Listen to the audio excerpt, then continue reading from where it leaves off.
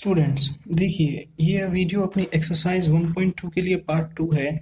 और इस वीडियो में हम डिस्कस करेंगे अपने बचे हुए questions, question number 7 to question number 12। अब जरा देखिए क्वेश्चन नंबर 7 हमसे क्या बोल रहा है।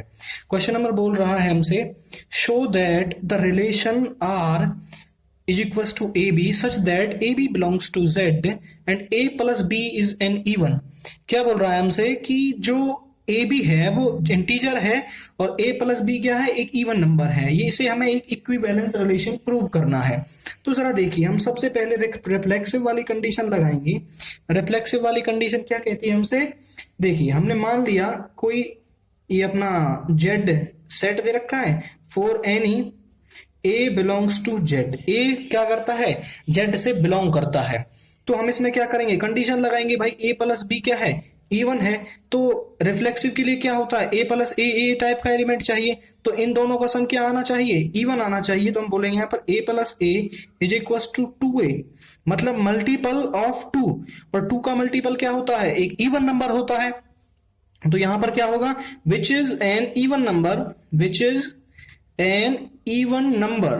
तो क्या होगा, A comma A belongs to Z। प्रत्येक ऐसे A एलिमेंट के लिए A टाइप का जो एलिमेंट है वो Z में होगा। तो क्या होगा, सो R इज रिफ्लेक्सिव। R क्या हो जाएगा, रिफ्लेक्सिव हो जाएगा यहां पर। अब जरा देखिए, हमने मान सेकंड कंडीशन देखेंगे सिमेट्रिक के लिए। हमने मान लिया let A comma B belongs to R। हमने R इसमें मान लिया कि A कॉमा B टाइप का जो एलिमेंट है वो R में एग्जिस्ट करता है। तो क्या होगा, A plus B is even. तभी तो ये R के अंदर एग्जिस्ट कर सकता है जब A प्लस B है जो इवन होगा। हम यदि A प्लस B इवन है तो हम बोल सकते हैं कि B plus A is also even. B plus A क्या होगा, आल्सो इवन होगा। तो B प्लस A इवन होने का मतलब क्या है कि B comma A also belongs to R। और जब B comma A belongs to R होगा तो इसका मतलब क्या है, so R is symmetric. R क्या हो जाएगा, यहां पर सिमेट्रिक हो जाएगा। अब बात करते हैं थर्ड कंडीशन के ऊपर। थर्ड कंडीशन क्या है अपनी, थर्ड कंडीशन है अपनी, देखिए जरा ट्रांजिटिव। तो हम क्या करेंगे, let A comma B belongs to R and B comma C belongs to R। अब इसका मतलब क्या है, A plus B is even, और इसका मतलब क्या है, B plus C is even. अब जरा देखिए, हम सभी जानते हैं कि दो इवन नंबर्स का सम क्या होता है, हमेशा एक इवन नंबर ही होता है। तो हम क्या करेंगे, इन दोनों को जोड़ देंगे। तो A plus B plus B plus C is an even number. क्या हो जाएगा, एक इवन नंबर हो जाएगा। अब देखिए इसको जोड़े तो क्या हो जाएगा, A plus C plus 2B। अब ये 2B है, ये तो एक इवन नंबर है, ये टोटल में हमें मिल रहा है इवन नंबर।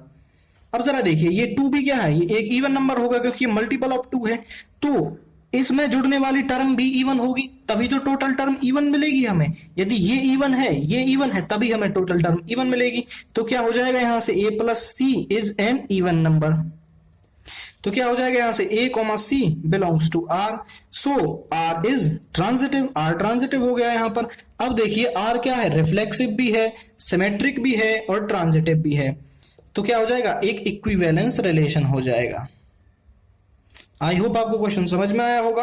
अब हम बात करते हैं नेक्स्ट क्वेश्चन की, और नेक्स्ट क्वेश्चन देखिए क्या है, let S be an relation on the set of all real numbers. Let S be an relation on the set of all real numbers, prove that S is not an equivalence relation. हमें prove करना है कि S एक equivalence relation नहीं है। तो देखिए किस तरह से करते हैं। हमने मान लिया अपनी रिफ्लेक्सिव वाली condition for any A belongs to R। हम इस रियल नंबर्स के सेट को कुछ नाम दे देते हैं, R नाम दे दिया हमने, ठीक है ना।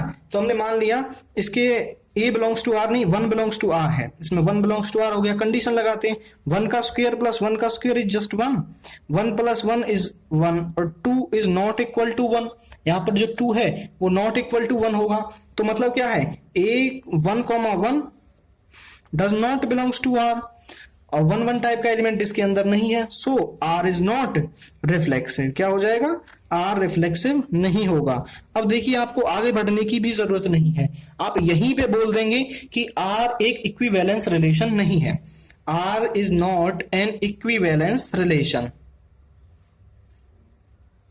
इससे आगे प्रॉपर्टी सिद्ध करने की जरूरत ही नहीं है, आपको यहीं पे बोल देना है कि R एक इक्विवेलेंस रिलेशन नहीं है। अब देखिए नेक्स्ट क्वेश्चन, क्वेश्चन नंबर 9, और क्या है क्वेश्चन देखिए जरा। Show that the relation is congruent to on the set of all triangles in a plane is an equivalence relation. क्या है कि एक प्लेन दे रखा, मान लीजिए ये जो पेपर है अपना, ये एक प्लेन है और इस पर क्या दे रखा है हमें, सभी ट्रायंगल्स, जितने भी ट्रायंगल्स इस पर पॉसिबल हैं उन सभी का एक सेट बना दिया है। उन जितने भी ट्रायंगल इस पर बनेंगे सभी को कलेक्ट करके एक सेट बना दिया।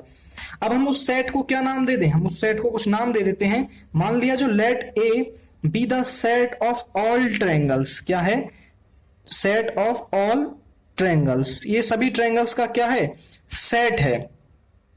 ए जो है वो सेट है सभी ट्रायंगल्स का। तो हम क्या करेंगे, अब हम बोलेंगे रिफ्लेक्सिव वाली कंडीशन में बोलेंगे, जो देखिए रिफ्लेक्सिव के अंदर होता है ए टाइप का एलिमेंट, और ए इस एलिमेंट के अंदर के कौन से एलिमेंट होंगे, ये एक ट्रायंगल होगा। देखिए इसका जो एक एलिमेंट है वो एक ट्रायंगल होगा। अब इसके अंदर के मतलब क्या है कि दोनों ट्रायंगल्स क्या होने चाहिए, कॉन्ग्रुएंट होने चाहिए। और ये बात तो हम जानते हैं कि every triangle is congruent to itself, every triangle is congruent to itself. जो प्रत्येक ट्रायंगल होता है वो अपने आप के कॉन्ग्रुएंट होता है। तो क्या होगा, A comma A belongs to क्या हो जाएगा, आर हो जाएगा, for every A belongs to A. मतलब कि प्रत्येक ट्रायंगल अपने आप के कॉन्ग्रुएंट होता है, तो ऐसा एलिमेंट प्रत्येक ए टाइप के एलिमेंट के लिए यहां पर एग्जिस्ट करेगा। सो आर इज रिफ्लेक्सिव, आर क्या हो जाएगा, रिफ्लेक्सिव हो जाएगा। अब सेकेंड कंडीशन की बात करें, हमने मान लिया let A comma B belongs to R, हमने मान लिया कि A comma B belongs to R है। इसका मतलब क्या होगा कि जो A is congruent to B, क्या होगा, A is congruent to B, जो ए है वो कॉन्ग्रुएंट टू बी है। अब यहां पर ए कॉन्ग्रुएंट है बी के, तो बी भी तो कॉन्ग्रुएंट होगा ए के। हम बोल सकते हैं बी इज कॉन्ग्रुएंट टू ए, और जब बी कॉन्ग्रुएंट हो गया ए के तो क्या हो जाएगा, B comma A belongs to R. और जब b comma A belongs to R है तो इसका मतलब क्या हो गया, so R is symmetric, R क्या हो जाएगा, सिमेट्रिक हो जाएगा। अब देखिए हम थर्ड कंडीशन की बात करते हैं, और क्या है वो, ट्रांजिटिव। हमने मान लिया let A comma B belongs to R and B comma C belongs to R. अब इसका मतलब देखिए क्या है, a is congruent to b, क्या है, a is congruent to b and b is congruent to C। अब देखिए a कॉन्ग्रुएंट है b के और b कॉन्ग्रुएंट है c के, ये तीन ट्रायंगल्स हैं, ये a है, ये b है, ये c है। a इसके समरूप है, कॉन्ग्रुएंट है, और b इसके कॉन्ग्रुएंट है, तो a c के कॉन्ग्रुएंट होगा। हम बोल सकते हैं यहां पर a is congruent to c, तो क्या हो जाएगा, a comma c belongs to r, a comma c type का एलिमेंट r के अंदर होगा। तो हम क्या बोलेंगे कि ये देखिए रिफ्लेक्सिव भी है, सिमेट्रिक भी है और ट्रांजिटिव भी है। ये ट्रांजिटिव हो गया यहां पर, तो क्या होगा, ये एक इक्विवेलेंस रिलेशन होगा। हम बोल देंगे r is an equivalence relation. अब बढ़ते हैं अपने नेक्स्ट क्वेश्चन, क्वेश्चन नंबर 10 की तरफ। देखिए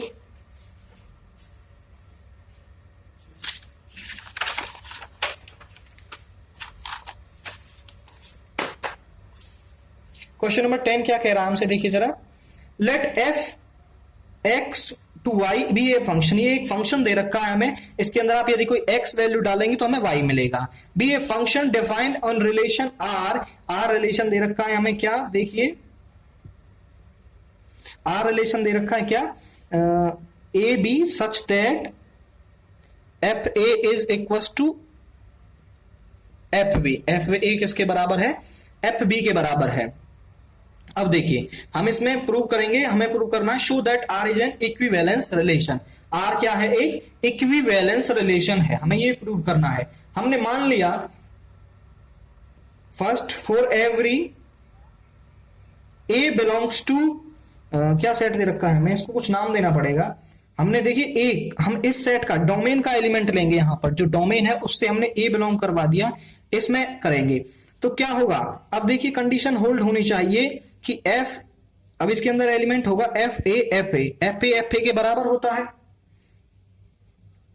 एफ ए जो है वो ए के बराबर होगा, तो क्या होगा ए कॉमा ए टाइप का एलिमेंट इसमें बिलोंग करेगा आर में। हमने देखिए क्या माना है, ए जो है वो एक्स का एलिमेंट है, ए, अब हम इसमें ए पुट कर देंगे दोनों तरफ, तो यदि वो बराबर आता है तो ए कॉमा ए टाइप का एलिमेंट इसमें एग्जिस्ट करेगा। अब यहां पर ए कॉमा ए टाइप का एलिमेंट एग्जिस्ट करेगा क्योंकि ये दोनों बराबर है, तो आर क्या हो जाएगा, आर इज रिफ्लेक्सिव।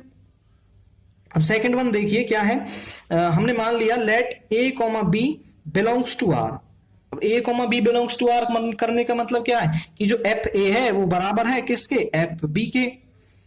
इसको हम ऐसे भी तो लिख सकते हैं कि एफ बी बराबर है एफ ए के, तो इसका मतलब क्या है कि इसमें बी कॉमा ए टाइप का एलिमेंट भी एग्जिस्ट कर रहा है, B comma A belongs to R, तो ये क्या हो जाएगा, आर इज सिमेट्रिक, आर क्या हो जाएगा, सिमेट्रिक हो जाएगा। थर्ड कंडीशन की तरफ देखिए क्या है, मान लिया let A comma B belongs to R and B comma C belongs to R. हमने मान लिया कि ए कॉमा बी और बी कॉमा सी है जो बिलोंग्स टू आर करते हैं, तो इसका मतलब क्या है कि F A is just what equal to F B, और एफ बी किसके बराबर है, एफ सी के, एफ बी किसके बराबर है, एफ सी के बराबर है। तो क्या हो जाएगा, देखिए एफ ए बराबर है एफ बी के और एफ बी बराबर है एफ सी के, तो एफ ए किसके बराबर हो जाएगा, एफ ए बराबर हो जाएगा एफ सी के। तो यहां से हम क्या बोल सकते हैं कि A comma C belongs to R, यदि ए कॉमा सी इसमें है तो क्या हो जाएगा, सो आर इज ट्रांजिटिव। अब देखिए हमने प्रूव किया था कि आर रिफ्लेक्सिव भी है, सिमेट्रिक भी है और ट्रांजिटिव भी है, तो आर क्या हो जाएगा, R is an equivalence relation, R क्या हो जाएगा, एक इक्विवेलेंस रिलेशन हो जाएगा। अब हम बढ़ते हैं अपने क्वेश्चन नंबर 11 की तरफ। देखिए क्या बोल रहा है क्वेश्चन 11 हमसे,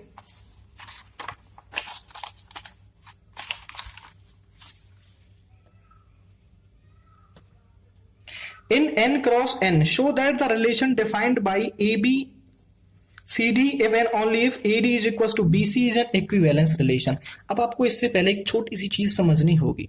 अब तक हमने माना था कि A बिलोंग्स टू कोई सेट दे रखा था A, उससे हम कोई A एलिमेंट ले लेते, लेकिन वो सेट क्या था, A सेट दे रखा था, लेकिन यहां पर सेट क्या है, n क्रॉस n दे रखा है। हम मानते हैं A दे रखा है हमें क्या 1,2 और B दे रखा है क्या 2,3, तो यहां पर A क्रॉस B निकाल लें। A क्रॉस B आप जानते हैं कैसे निकालते हैं, 1,2 1,3 2,2 और 2,3, ये मिल जाएगा आपको A क्रॉस B। अब ये A क्रॉस B एक सेट है, इसके अंदर एलिमेंट कैसे हैं, इसके अंदर एलिमेंट है जो इसका एक एलिमेंट है वो ये है, एक ऑर्डर्ड पेयर इसका एलिमेंट है।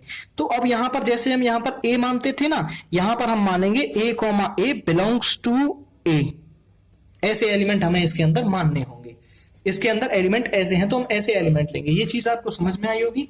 अब हम बात करते हैं क्वेश्चन के ऊपर। अब देखिए क्वेश्चन में रिफ्लेक्सिव प्रूव करने के लिए हमने मान लिया let A comma B belongs to N cross N.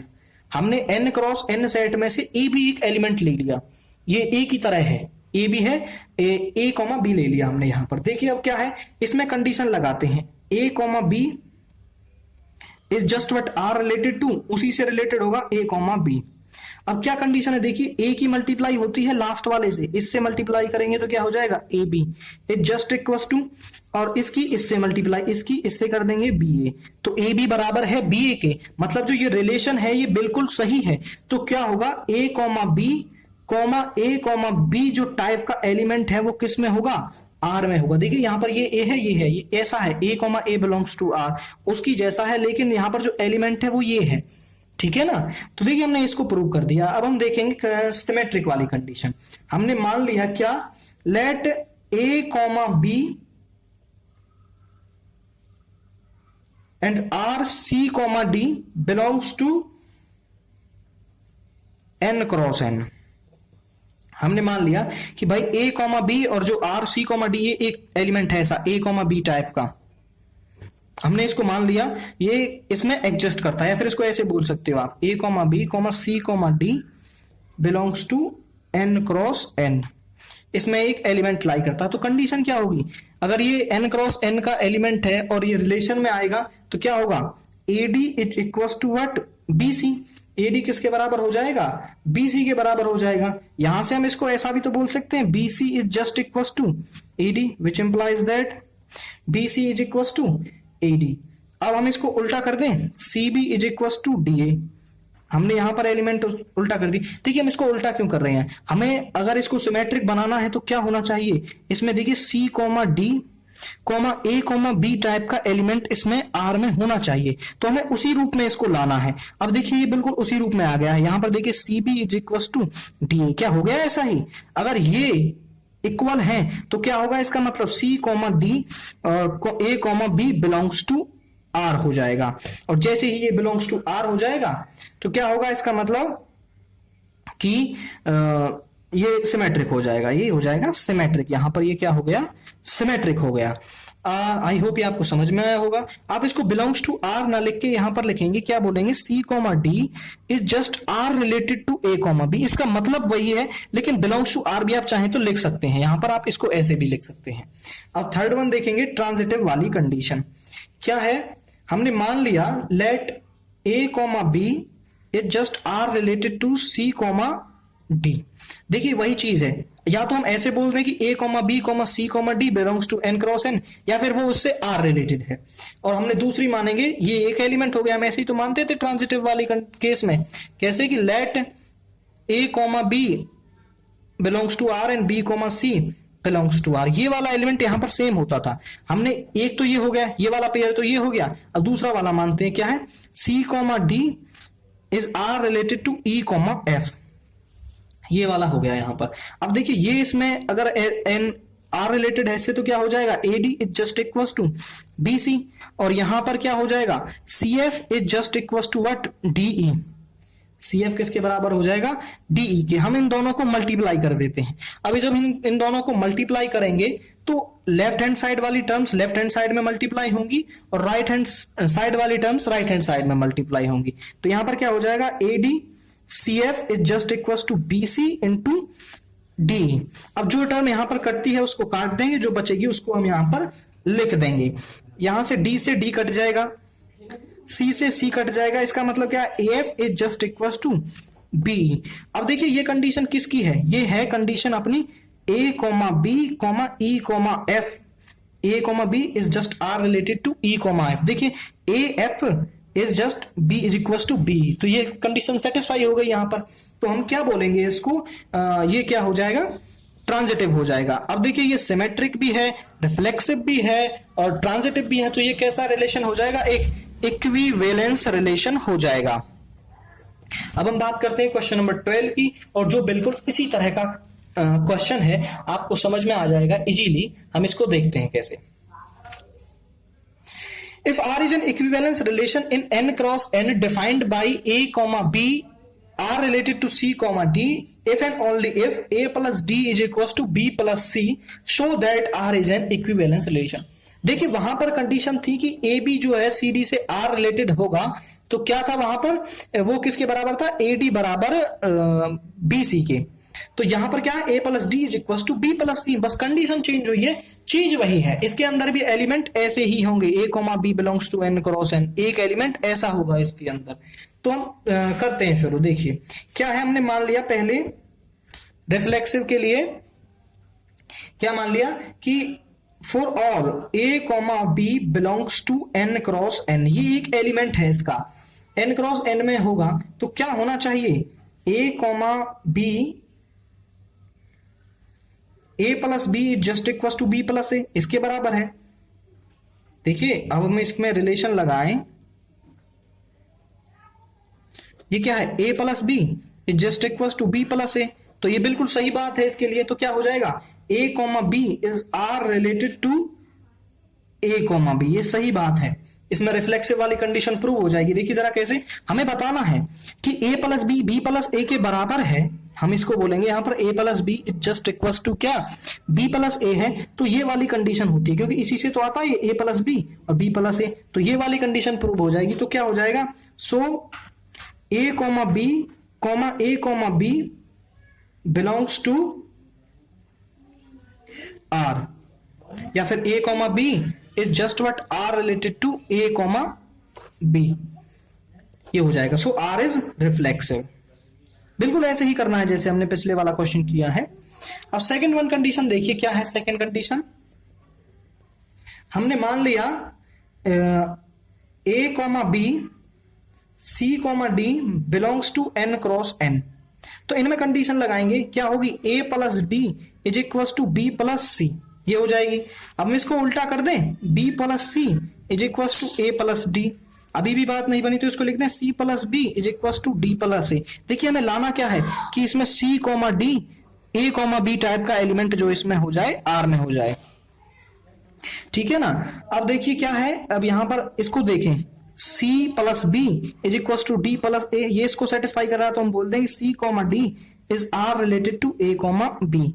ये से आर रिलेटेड है तो क्या हो जाएगा, so R is symmetric. R क्या हो जाएगा, सिमेट्रिक हो जाएगा।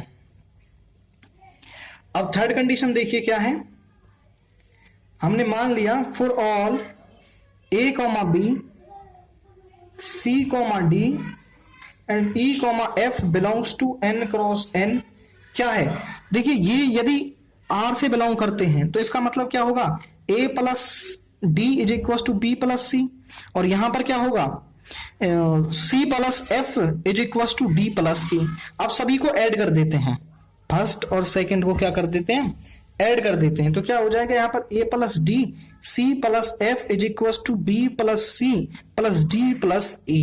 अब यहां पर जो चीज कट रही है उसको काट देते हैं, सी कट जाएगा और डी कट जाएगा। यहां पर है A plus F is equal to क्या है, बी प्लस ई के बराबर है। अब देखिए ये क्या है, इसका मतलब कि ए कॉमा जो एफ है वो आर रिलेटेड है, ए कॉमा जो बी है वो आर रिलेटेड है ई कॉमा एफ से। देखिए उसी के लिए खोलेगा, A plus F is equal to B plus E. तो क्या हो जाएगा, सो आर इज ट्रांजिटिव। यदि आर ट्रांजिटिव भी है, रिफ्लेक्सिव भी है और सिमेट्रिक भी है तो क्या हो जाएगा, ये एक इक्विवेलेंस रिलेशन हो जाएगा। देखिए इस क्वेश्चन के साथ अपनी एक्सरसाइज 1.2 खत्म हो जाती है। इसके बाद फिर हम बात करेंगे अपनी एक्सरसाइज 1.3 के बारे में, वो भी नेक्स्ट वीडियो के अंदर। Till then